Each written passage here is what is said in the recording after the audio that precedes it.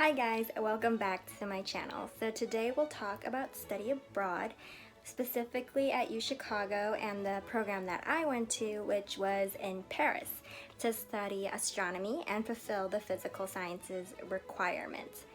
I hope that this gives you a lot of insight into the process of applying for a study abroad program, what goes into it, from thinking about which programs to choose, the essay application, talking to your advisors, as well as the experience itself. How would you fund it? Any scholarships? And then once you're there, how do you make the most of your experience and ensure you do everything that you wanted to? So with that, we'll continue on to the video, and I hope you enjoy it as much as I enjoyed making it for you. Well, first things first, what program should you actually do? So for me, I thought of it from the perspective of my major and what I wanted to study or what I was lacking. So as we all know, UChicago does not have a business major, but until recently it had a new business econ major. So that's technically an economics major complemented by some classes in business that would be taken at the graduate school, the Chicago Booth School of Business. And I thought of, when I was applying, I could either go abroad for my core requirements, which was physical science, or do what I actually want to for my future career. So I could have gone to Korea, to Yonsei University, and then taken business and finance courses there.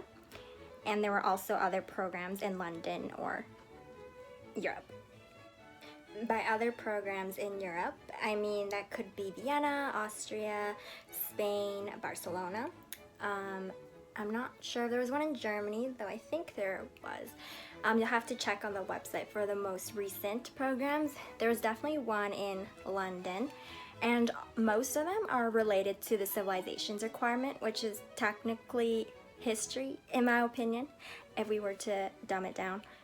And then there are other requirements like physical science, which is mine, or arts.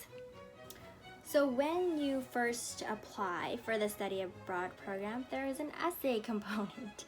I didn't realize that. I thought anyone could do it, but apparently it's competitive, depending on what program you apply to. So for mine, it was 17 students total who ultimately went. I think the other ones, Civilizations and Art, or Civ, were more popular, so those had about 40 to 50 students. So the more popular the program is, the more competitive it's likely to be, because there might be a chance there's not enough room in the dorms that you go to or whatnot. So I don't really know the exact reason, but that is what I've heard from others.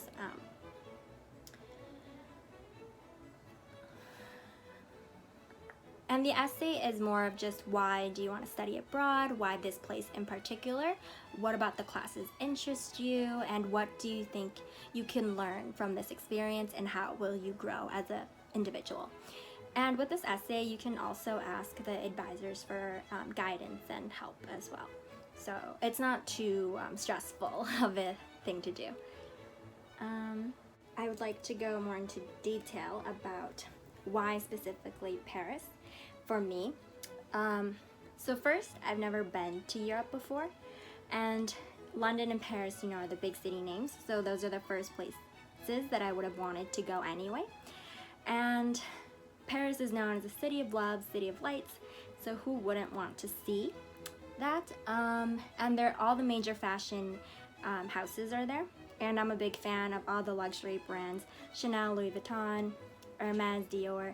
So going there would have been a way for me to look at French fashion and their style and see how it differs from America, and just see how the trends start from there. And then another reason is because this program would be to study astronomy, and I felt like that was so different from the other subjects that would just be history or art. That's pretty typical, right? So I've never taken an astronomy class. I was wondering, what could I possibly be learning? So it turns out, I took 4 classes. One was basic French. I mean, I would need it to live in France. And then the second class was matter, energy, space, and time. So we talked about how the universe began, the Big Bang, the different planets and the solar system, how they all formed and came to be, and major scientists of the era. And then the second class was the Big Bang. Literally, that's what it was called. So it brings back memories of the Big Bang Theory show. And then third class is black holes, which is very interesting because we talked about how the black holes can literally consume anything that goes in it, and it just keeps on stretching and pulling apart objects until they break down into their smallest particles and no longer exist. And we read a book about that, so I thought that was really interesting. And then comparing that to wormholes, you can literally transport to a different like a different place in the universe, or like kind of like a teleportation device almost. I thought those were interesting to learn. And then, so all in all, the 4 classes would be the basic French class, or you can place out into any level, like intermediate or advanced. The Big Bang, matter, energy, space, and time, and black holes. So throughout these classes, we would complete labs in the school. So it was University Paris Diderot, and we would go to their labs to do, I remember one was to use a microscope and the other one was to see what gravity was. Honestly, don't remember too much about it, but they were interesting. And this is what the center looked like, and here's an example of my schedule. That is why I chose Paris. And most people choose to go study abroad at the end of their 3rd year, or even end of the 4th year is possible. I went at the end of my 2nd year because I really wanted to get some international experience and to go abroad. So I kind of did it early. When you leave, be careful to pay attention to whatever extracurricular activities you are part of, because you will be missing out on it, obviously, since you're gone.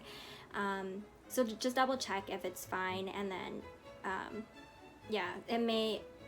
so then just let people know before you leave, and then finish up any extra things beforehand. And of course, if you can work digitally or remotely, then keep in touch with people in your club, so then you can ensure that you don't lose your spot or membership. Okay. And I would just like to emphasize that study abroad was the best part of my college experience, and to definitely go if you have the chance.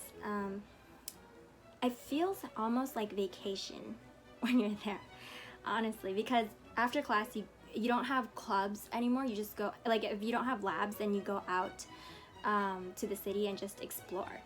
And it was really enjoyable, and I like the way that the classes were structured. So in the normal quarter, we would have 4 classes at once, and you might have 2 different classes a day. And then it'll be separated by Monday, Wednesday, 1 class, or Tuesday, Thursday, another class.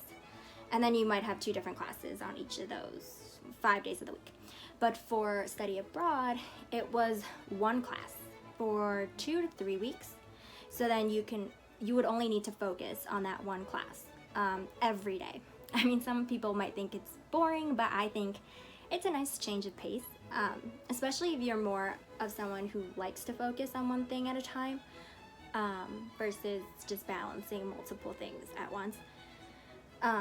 So it was a nice thing, I think. And the workload is definitely doable and reasonable, that you won't be stuck inside all day cramming for an exam or whatnot, and doing homework till the late hours of the day. So that's good.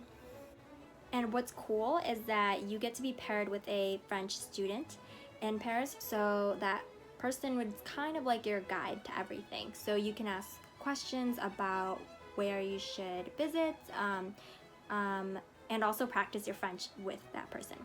So my mentor, she also led us to different places. So she showed us Montmartre and Sacré-Cœur, and she was willing to also bring us to other places if we wanted to see it. And we would just have conversations with her in the Luxembourg Gardens, just after class to relax and practice our French and just be outdoors for a bit.